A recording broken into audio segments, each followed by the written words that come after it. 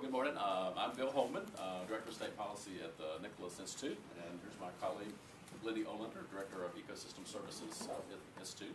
And we're talking about financing water supply, watershed protection today. And this is a great example where water policy and ecosystem services thinking meet. So that's why Lydia and I are going to do a tag team. And there's a lot of kind of financing discussions going on here at Duke. So sort of a broader context for us here is we're trying to think about how to finance water investments, green infrastructure, gray infrastructure, but all kinds of water investments in the 21st century when time we're starting to think more and value water more. So so if you kind of fit this, there's many pieces to financing water infrastructure, and this is just one of those many pieces. There's also a lot of things going on about financing green infrastructure in cities for stormwater management, and that's another seminar. We're going to talk mostly about drinking water supply protection today. So, advance the right. It's going. There we go. So I'll introduce a few concepts. I'm going to steal a term that Jeff Hughes from UNC's Environmental Finance Center coined called revenue sheds. I mean, obviously you can't finance water infrastructure or anything else unless you've got revenue to do that. So the revenue shed is basically where's your rate base? Where are people who are willing to pay for water services?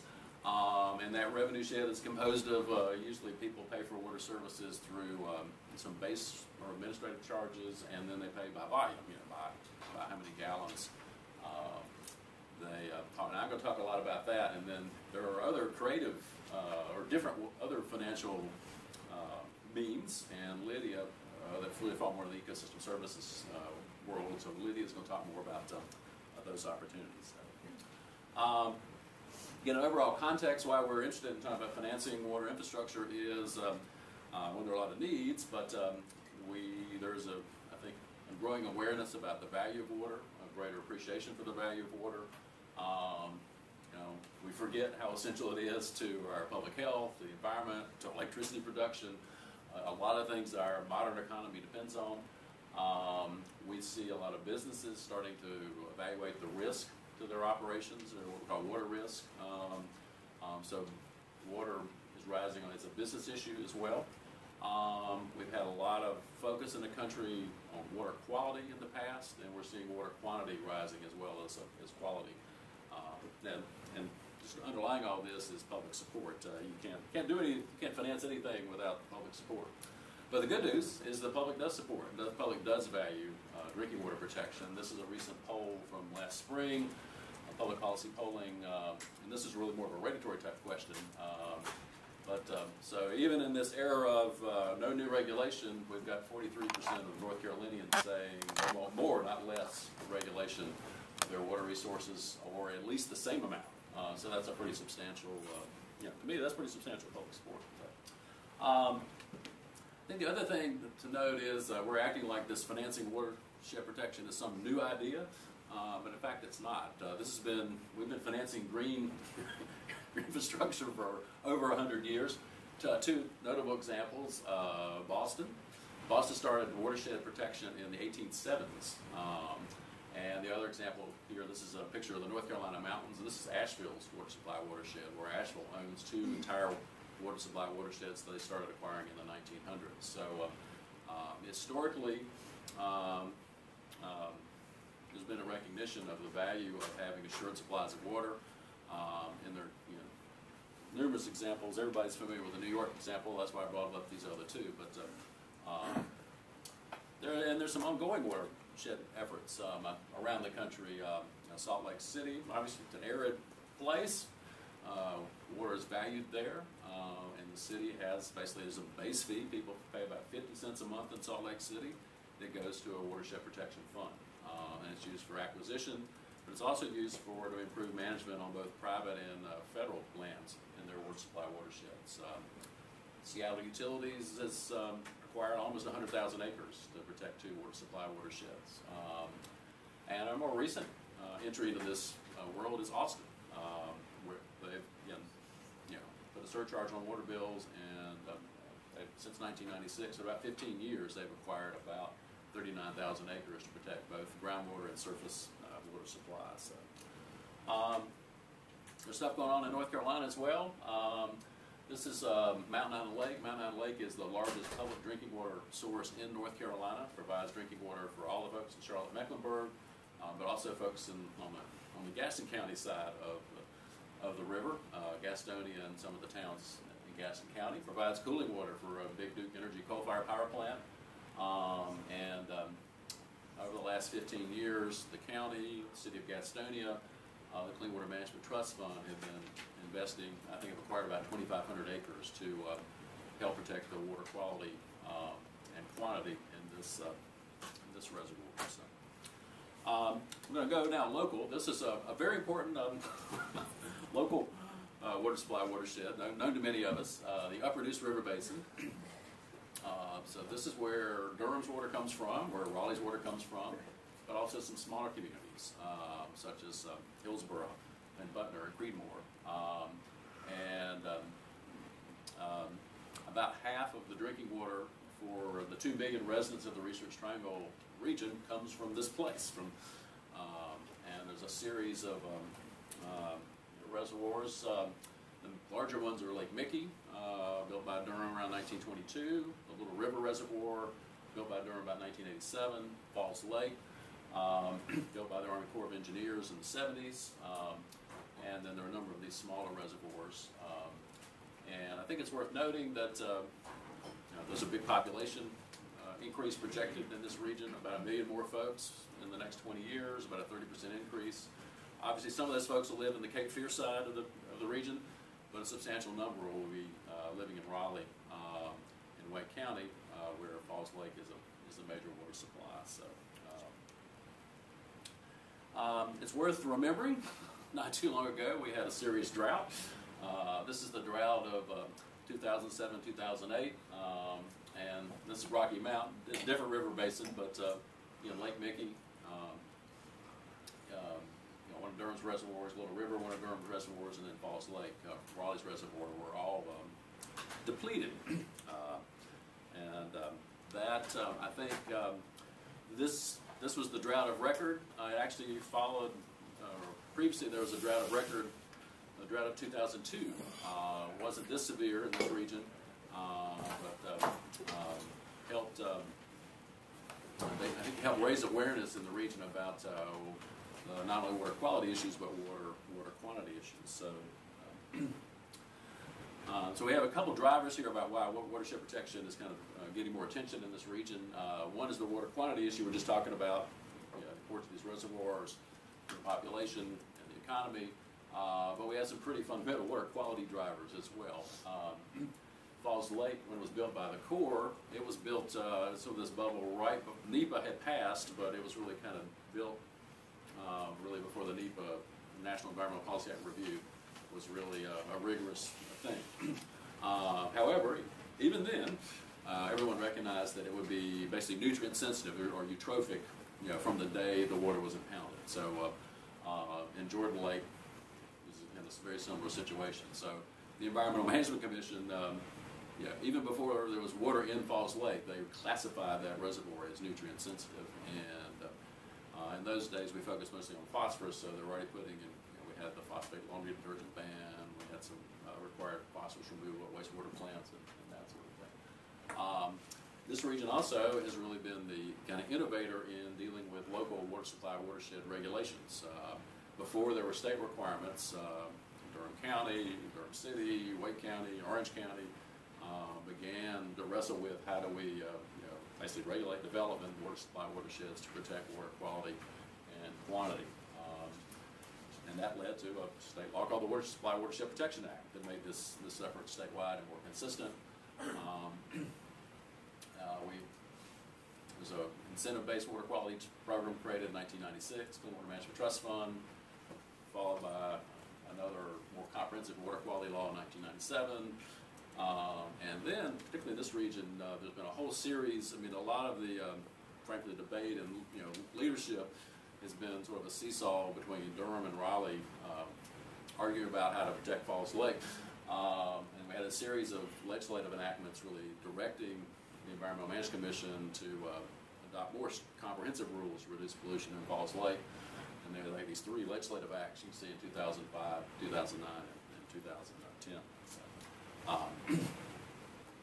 And just an illustration of what we're talking about. So the Falls Lake is the red. Red's bad. Those are the waters on EPA's 303D list under the Clean Water Act. Waters that are impaired or don't meet their designated uses for drinking water, recreation, and so on, or designated as impaired. So, but as you can see, it's not just Falls Lake. You see a number of the tributaries that drain to Falls Lake are listed as impaired, and those are primarily draining from the urban areas of Durham, which is, if you had a map of Raleigh or any urban area, you would have red streams running through it that are impaired. One just sort of side note, there is a program in the Safe Drinking Water Act that started in 1996 called the Source Water Protection Law. It's, that law is supposed to be focused more on drinking water sources. And the theory was, in the act, was that we would evaluate risk to drinking water supplies. We would, then that would make the public more aware of them. And then there'd be policies that would be, implemented to reduce those risks. And land conservation was identified as one of those strategies to reduce risk. I'd say this might be a good MP or something. This has not been a successful program, I think largely because the way the risk has been conveyed to the public has not been very effective. But that's maybe time for another story. But here's a program that's not working well, would benefit from some thoughtful ideas on how to make it work better. So, one of the I guess positive things that's happened in Falls Lake is, and you've had for many years, the city of Raleigh has really been an advocate for their drinking water supply. I mean, every mayor since the lake was impounded, that's been kind of their political platform, and it's, Raleigh has very little jurisdiction in the lake. It's a good issue. It doesn't affect many Raleigh landowners, but the drinking water is critical to Raleigh's economy, so it's a good political issue. So Mayor Meeker is one of the many mayors of Raleigh who's been an advocate for water quality protection at Falls Lake. But in 2005, he took a little different tack. He moved away from just the kind of regulatory, we need stronger rules to protect Falls Lake, to saying Falls Lake's important to the city, and the city of Raleigh ought to start investing more in its protection. Instead of just advocating for more regulations on its upstream neighbors, the city ought to, as they have its ratepayers, pay for more protection of the lake. So the mayor has a State of the City address. Mayor Bell has a similar thing here in Durham. So he launched this idea in 2005. And I think to his credit, instead of having the city of Raleigh go do this, he recognized there were some existing effective local land trusts. Triangle Land Conservancy, there's a Tar River Land Conservancy, there's Elder Creek Watershed Association, there's the Trust for Public Land that works in this region. So the city would, instead of doing its own thing, it would partner with those land trusts to get this work done. And so since 2005, Raleigh ratepayers have been investing $1 million or so a year in land conservation projects in the watershed. Mayor Meeker is about to go out of office, and he was looking for a way, I think, to more solidly put this program in place so it would continue after he left. And so he persuaded the city council to actually put an explicit watershed protection fee in the Raleigh rate structure, and that's at 1 cent per 100 gallons. That'll raise roughly $1.8 million a year for watershed services. It's just not any old land conservation project. The city worked with a land trust. There was a process to identify the tracts of property that they thought would have the most benefit to protecting Falls Lake. I think the other real innovation, if you will, in this initiative is it's not just for Falls Lake. The Raleigh folks recognized that if they wanted more support, it would be beneficial to help protect any investment to protect not only Falls Lake, but the other water supplies in the region. So you'll see some tracts identified, and here's the Hillsborough watershed. You'll see some that benefit Durham's Lake Mickey and Little River reservoirs and so on. So, so you have basically Raleigh ratepayers not only paying for their own protection, but also helping pay for other water utilities. You know, I would say this has been a modest but pretty Frank. I'm not sure, but I think all the other utilities that they're paying to protect the ones that they're interconnected with and they rely on in case of water shortage. Yeah, yeah. No, there's real tangible. It's not entirely just generosity. Yes. I think they're very pragmatic reasons. That's a good point. Although Raleigh and Durham are still, I think, working on their interconnection, but a lot of the communities have the ability to move water around, which is a good thing. So far in 5 years, about 57 miles of stream buffers have been protected, about 5,400 acres, there have been 51 projects. The value of the property protected is estimated to be about $54 million. And a lot of that, frankly, is from landowner donations. We have in this region a lot of conservation-minded landowners, so you provide them some incentive. They're willing to sell an easement at a bargain value. So for Raleigh's investment, I think they've gotten, they've been pretty successful, and they've leveraged other local government funds. They've leveraged state government funds as well. So not bad for 5 years. Yeah. What's the nature of the easements? Is it kind of the conservation easements, or do they do certain practices and other practices? Yeah, these are voluntary easements, so it's all negotiated with the landowner. But the typical ones are there'll be a sort of no-cut zone along the stream or a wetland. Riparian buffer will be protected. That's negotiable. It's got to be at least 50 feet. It can be as much as 300 feet. But often on the uplands, there could be agriculture or forestry, or even in some cases, I don't think there have been any of these deals done, but I think the easements are flexible enough that negotiations can be made with a land developer, so that if you protect this area here, you can do development on the uplands, hopefully with good stormwater practices too. Some of the land has been acquired in fee simple, so there's been some additions to Eno River State Park, and then the Army Corps of Engineers owns, but the state manages a lot of the land around Falls Lake, so there's been some additions to the parkland and game land surrounding Falls Lake.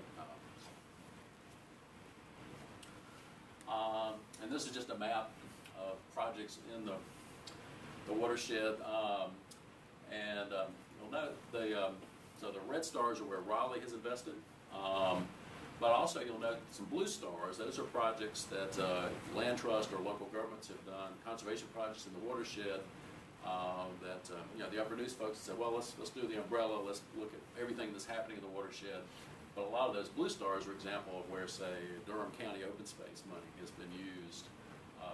Like Durham County's priorities in their open space funding a lot of it's been directed at protecting Lake Mickey and Little River reservoirs, just for example. Orange County also has some open space money, primarily for farm and forest land conservation, and so some of the blue stars you see are projects where Orange County has taken the lead in funding. So next steps here is, again, I said Mayor Meeker is transitioning out of office. The local land trust in the spring wrote Mayor Bell from Durham, Mayor Weinbrecht from Cary, Mayor Meeker from Raleigh, and Orange Water and Sewer is run by a board that reports to elected officials, but is not, is not a mayor in charge of Orange Water and Sewer. So he wrote the chair of the Orange Water and Sewer Authority, and basically made the pitch is, hey, Raleigh's doing this. Why don't we do this regionally? We'll have more impact if we try a regional approach. And so in 2011, both Raleigh and Durham have acted. Durham didn't go to the 1 penny per 100 gallons. They went to 1 penny per 1 CCF. Here's a trick. Anybody know how much a CCF is? You can't comment, Jeff. And Raleigh doesn't bill in gallons, but they went to 1 per 100 gallons. So everybody's confused. Well, 1 CCF is 748 gallons, so it's a lot less than. But really, to Durham's credit, this April, when this request came in, the cities are already well into their budget process. The water utilities start working on their budget in January or earlier. So So the goal, and Kerry was having an election, and the mayor didn't really want to stir up any other issues. So the sort of the status now is Raleigh's implemented the full penny. The land trust plan to go back to Durham in the next budget cycle, ask for to go to the penny per 100 gallons, and make the summer request to Kerry in Orange Water and Sewer Authority. So it's this sort of regional initiative is very much in play, and we'll see how the local elected officials and OWASA respond. One of the kind of ideas here is that in the past, when we think of a water utility, we think of you turn on the tap, the water comes out. They're the folks that deliver the drinking water, and they're the folks that treat the wastewater. Thank you very much. They do a great job. But in this debate about watershed protection, I think we're beginning. It's also really a debate about what does a utility do and what kind of service does a utility provide. Jeff Hughes is here from UNC's Environmental Finance Center. He does a lot of thinking about this, but we're trying to do a lot of thinking about this as well. In the 21st century, I think the utility mission will have to evolve. It's going to have to. Somebody's got to figure out. Somebody's got to deliver environmental services, and we have to have ways to pay for that. And that utility structure, might be the best way to deliver a whole host of environmental services. So, these, utilities have always been about source water protection and public health. We've had focus on water quality. We're thinking now about quantity. Also, one of the advantages, one of the selling points for this watershed fee has actually been for the utilities' financial health. This goes into a reserve. Utilities are like a lot of enterprises. They have cash flow issues. They have debt coverage ratios. They have things where it's very helpful actually to have reserve accounts to draw on. So that's a selling point for them. Frank. This will be interesting to see how OWASA reacts to this, because they're an entirely different animal than the rest of the utilities, but also Carborough and Chapel Hill have actually kind of gotten angry at any suggestion that OWASA would have anything to do with Jordan Lake water. Right. So initiating a system of contributing to something that would protect water outside of OWASA's boundaries is probably not going to sit well sometimes. Yeah, well, I think probably the pitch. For both Durham, for example, is if I was advising Durham, I'd say, yes, you should do this watershed protection fee, but you should invest in protecting your own. You've got to be accountable to your citizens. So it makes sense for you to invest in Lake Mickey and Little River, and actually Durham needs to invest in Jordan Lake too, because it'll be pulling water out of there. And that's the same for OWASA. I would say, they should focus on Cane Creek and University Lake, there's enough political data in Orange County about Jordan Lake and its how valuable water supply is and all that sort of stuff. So, good point. Another point we try to make is the Raleigh story is a little bit of money they've invested has really catalyzed private donations, other public funding. That having some funding available does help catalyze other public and private investment. There's a risk management question. The legislature in 2011, one of the things they did at the last minute is they exempted farm ponds from the Dam Safety Act. You say, well, what's the big deal about that? Well, that allows the farmer to increase the size of their pond, and also exempts them from the minimum release requirements of the Dam Safety Act. So, there's another bill that would actually give more water rights to the agricultural landowners. So that the assumptions we've made about how much water is going to be flowing to these municipal water supplies may or may not be valid in the future. So, so it might make sense for the water utility to own a little bit more land in the watershed, or have some conservation agreements with farm landowners, so that they can operate like they are, but they're still releasing water that provides the flow needed to sustain these reservoirs. And then Lydia's going to talk more about this, but should water utilities be in the sort of really paying for ecosystem services or watershed services business? And should they be about not just doing their thing, but support other community objectives, job creation? One of the selling points in Raleigh for land conservation, the watershed, and this is maybe underscored because of changes in the state's annexation law, is the legislatures really limit the ability of cities to annex. So probably mayors are going to start to sort of focus more on, well, if I can't annex out, I need to focus on development, redevelopment in my central core, and perhaps land conservation is complementary to those objectives. So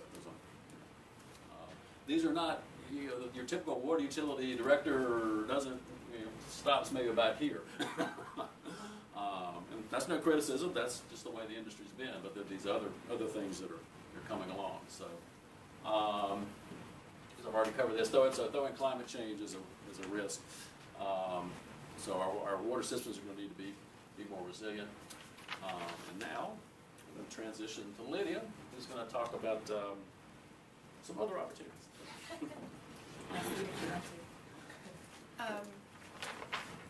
So I really just wanted to talk a little bit about how the ecosystem services discussions are overlapping a little bit with what Bill's been talking about today for water, and also a little bit about what the Ecosystem Services Working Group, which is a group of faculty across Duke, have been talking about, which also connects to some of this conversation. So in the ecosystem services community, there's been a lot of discussion and a bunch of recent reports on payment for watershed services programs, which are happening all over the world, and there's a lot of different ones happening across the United States. So it's a kind of a growing kind of discussion about how do you pay landowners for these services. We used to just have lands that we would purchase and buy, but now those are occupied lands, so we have to work with the landowners. So there's different mechanisms being tried all over the U.S. and internationally as well. And then there's also programs like mitigation programs for wetlands and streams, which also have an impact on these watersheds and our water quality. And so it's interesting to think about these different programs that are out there and how if we can somehow coordinate them, we might achieve these outcomes a little bit more either efficiently or a little bit more strategically. And so trying to thinking about integration issues. So Bill talked about a lot of the different objectives. So we have water infrastructure needs in the next decade or two. The U.S. is going to have to rebuild its water infrastructure. So there's going to be a lot of need to think about how we're doing this. Source water protection issues. We have both water quality and water quantity issues. We've got population and climate change coming in, impacting our quantity issues in places they never impacted it before. We have needs to manage our impacts and development. So all these things are objectives that we have. There's a whole bunch of different tools that aren't necessarily connected to manage these issues. We have, as he mentioned, Drinking Water Act, Clean Water Act. We have the Corps of Engineers dealing with reservoirs and flood control. We have municipal water programs and fees. We've got local incentive programs and mitigation programs. So one of the questions is, how do we use all these different tools to reach these objectives in a more efficient way? And so it's something we're starting to think about and talk about. And just in North Carolina, just to kind of give you a sense of the suite of things available here. Bill's touched on a bunch of these, but this is kind of a full suite of the incentive programs just here in North Carolina. So we've got the Clean Water Management Trust Fund, which unfortunately has been cut a lot in the last few years, but originally was a $100 million fund a year for land protection for water purposes. Now I think it's down to 12 million? 11 million, okay. But then there's other funds that also play into land conservation. There's tax credits that are pretty significant for easements and fee simple transactions, and then farm conservation programs that are implemented at the state level, which actually may be getting more strategic over time as there's pressure on the budget at the federal level. We talked to the state folks here in North Carolina, and they said, we're going through a process right now of trying to be more strategic about where our funds are going to be spent in the coming years. So there may be some efforts to be kind of align conservation programs for the federal level with some of the more local priorities. And I know some states have already done that. I know California does that somewhat already. The other program is the Ecosystem Enhancement Program in North Carolina, which does the compensatory mitigation for wetlands and streams. It also has a buffer program at the state level and nutrient offsets program. It already runs the Neuse Estuary Nutrient Reduction Program. And there's new rules for the Falls Lake nitrogen phosphorus that it's not clear yet what EEP's role would be. but they might be involved in the nutrient trading or nutrient offsets program for this as well. So in some ways, this program, which is already an integrating program, integrates state and local rules and integrates mitigation for these programs, has strategic planning, is part of its purpose.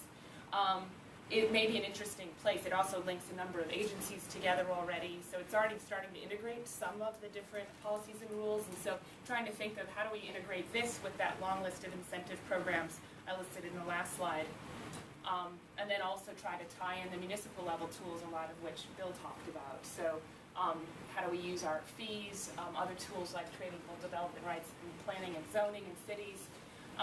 So how do we kind of start to integrate all these different tools together in a way that's effective?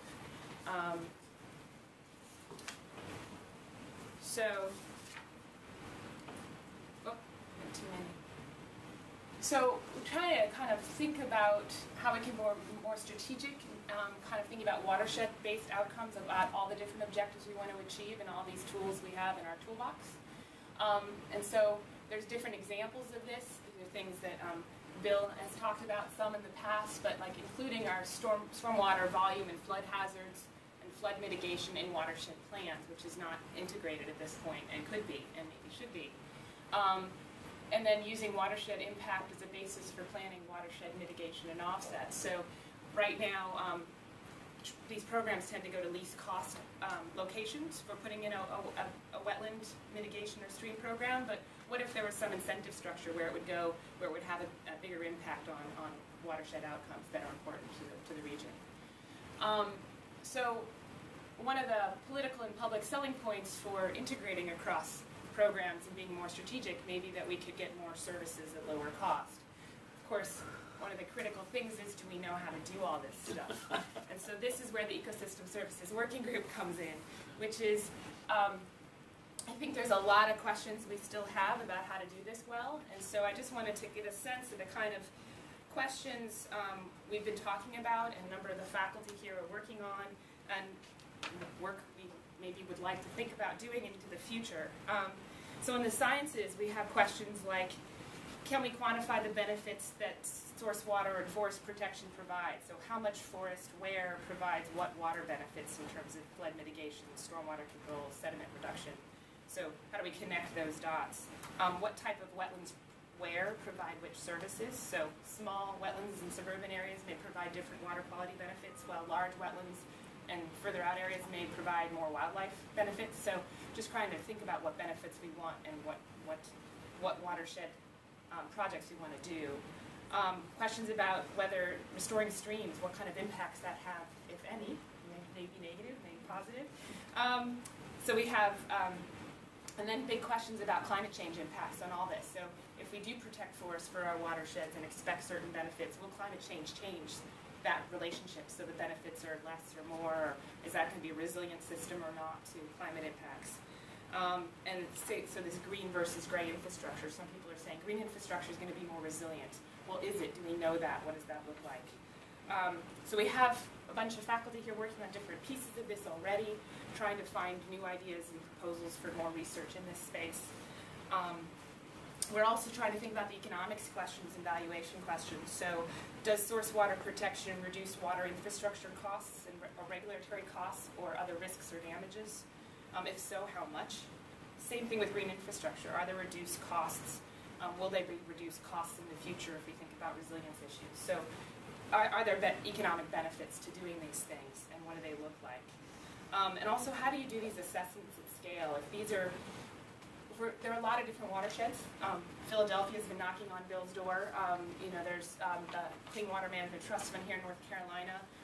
Lots of people, corporations are asking these questions as well. We have all this land. What's the value of this land? And if kind of trying to figure out how to do valuations for them that make sense when a lot of these are local values and like the cost decision at a very local level. So how do we scale those kinds of analyses so that we can be doing them for people? And then there's policy and legal questions as well that overlay this. So how can policies be coordinated and linked together? We've got a bunch of different laws, a bunch of different jurisdictions, a bunch of different agencies involved. So there's legal and administration administrative options to doing this, like maybe using the ecosystem enhancement program here in North Carolina and linking it to some kind of central. We were thinking, is there some kind of central authority through which you could have a state plan of priorities and integrate these incentive funds and these other programs through? So that would be, is there some kind of administrative solution? And are there legal barriers to doing this, and what do they look like? And also just how do we construct incentives within these existing policies and programs so that we can be strategic about where money is spent. So how do we build, for example, in the wetlands and stream mitigation program, can we build some kind of incentive structure so that the projects go where we want them to go instead of the least cost option? Like, are there mechanisms for doing that in policy and barriers, legal barriers to that we can deal with and get around? So those are just a bunch of examples of the different kinds of things we're thinking about to try to be more strategic about water. So Bill's going to finish up. Wrap up and we'll do some questions. So, I mean, we've talked a lot here today about the Upper Neuse and Falls Lake, Lake Mickey, Little River, but as Lydia said, this is happening all over the country, probably all over the world. Some other opportunities we know about is a nearby watershed, the Upper Cape Fear and Jordan Lake, that are wrestling with many of the same questions. There's a recent proposal in the Potomac River Basin. There's an interstate commission on the Potomac River Basin. It's West Virginia and Pennsylvania and Maryland and Virginia and Washington, D.C. And they're wrestling with two issues. One is Virginia doesn't want to pay dues anymore, so they're looking at a fee structure. But while they're looking at that fee structure, they're also asking the question, should we basically levy some kind of water use fee in this basin and use that for investments in water quality and water quantity protection. And all the questions that Lydia just enumerated come up in the Potomac River Basin, just like they're coming up here. And then also North and South Carolina, the Catawba Water Re system, shared by North and South Carolina. There's a group called the Catawba Water Re Water Management Group. It's all the water utilities and Duke Energy that share that basin, and they have a structure where they're actually all the water users contribute about the equivalent of about $500,000 a year. They've done a hydrologic model that indicates water scarcity in the future, and so now they're thinking about, well, what's our water supply plan?